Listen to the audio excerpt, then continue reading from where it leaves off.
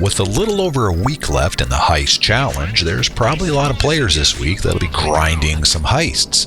And I'm assuming the top two go-to heists this week are going to be the Casino Heist with the guaranteed diamonds, and of course the Cayo burrito. As of yesterday, Rockstar's telling us that we're at 12 trillion. The goal being 20 trillion by December 4th.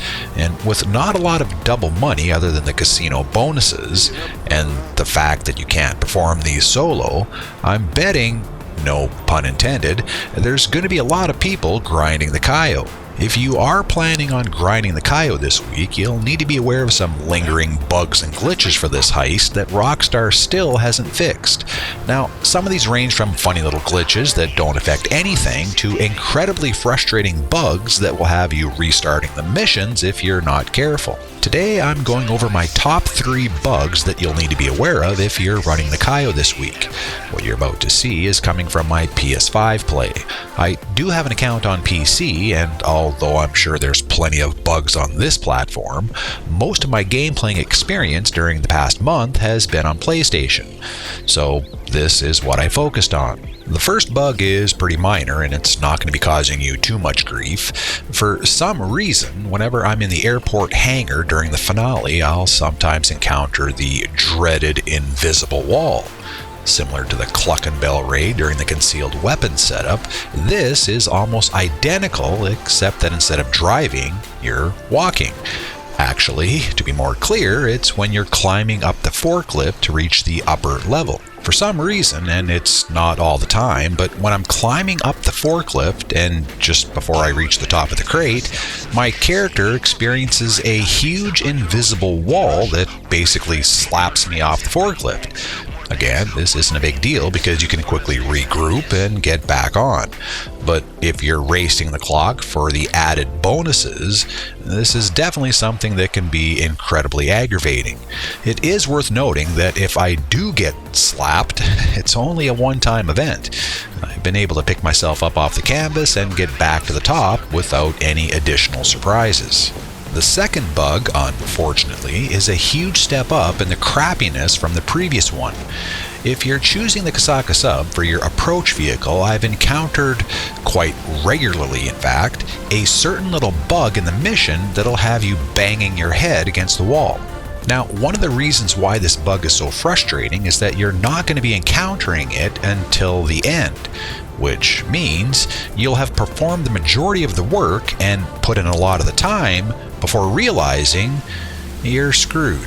After you've collected the sonar and are leaving Merryweather's sub, you'll need to return the device back to your sub.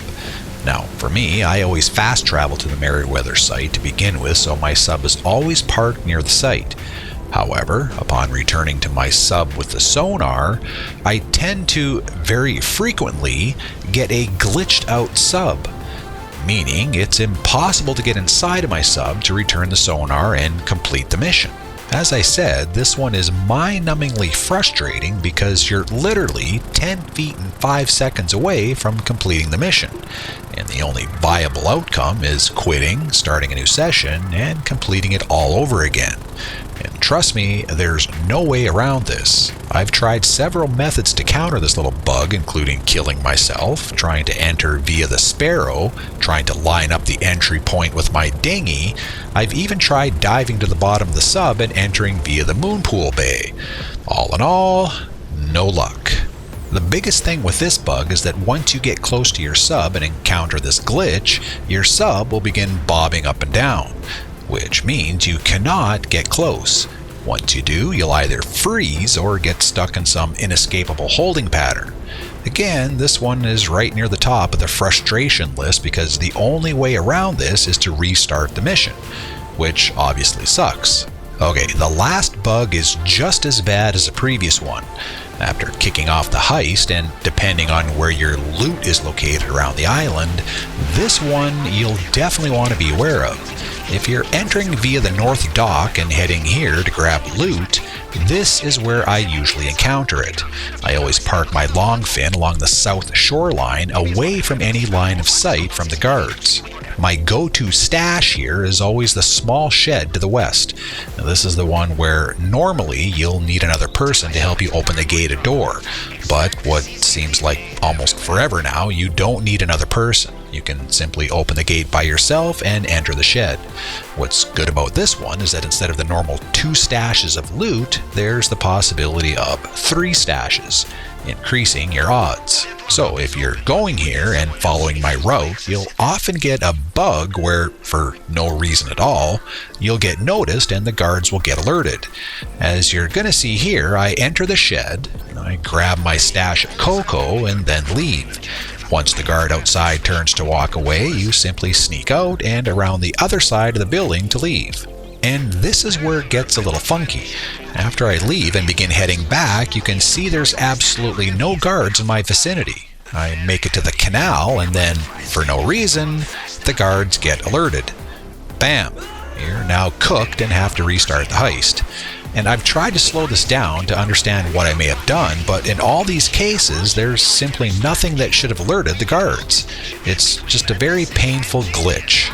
Here's another run I did with a similar outcome.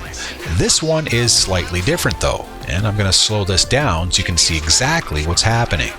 The guard that walks in front of the shed we just mentioned begins his journey on the west side of the building. There's a little cove area that he stands in by the security camera. His line of sight is blocked by the building, so there's absolutely no way he can see me. Yet, as you're seeing here, I get close to the building and he suddenly appears. But look closely at his cone of vision. It immediately expands. Infinitely, I might add, and apparently he can also see through walls. Yeah, very sucky. And in case you think this is just a glitch that only appears in this area, I give you Exhibit A. This is a similar incident I encountered while doing the scope out on the island.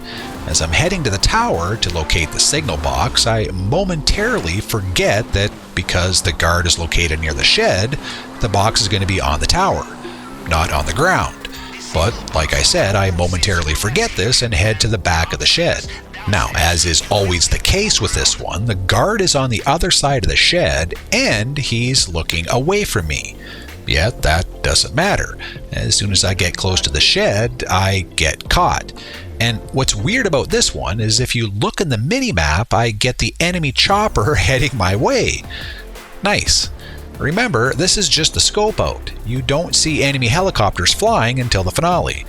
So yeah, this one is very frustrating and involves getting caught for absolutely no reason whatsoever. So the takeaway from all of this, if you're enjoying some holiday time off right now and thinking you might want to grind out some Cayo, just beware. There's some crappy little bugs that might just put a damper on your fun-filled activities. Alright, so that's it my friends. Thank you for watching. As always, if you like this video and want to help out, please subscribe, give a thumbs up, and let me know what you think. Am I the only one that's encountered an increase in the bug population at Cayo? Or perhaps there's others who've encountered different but similar painful bugs? If so, drop a comment below and let everyone know. Until next time, be happy, be well, be safe, mighty, be the one Maestro.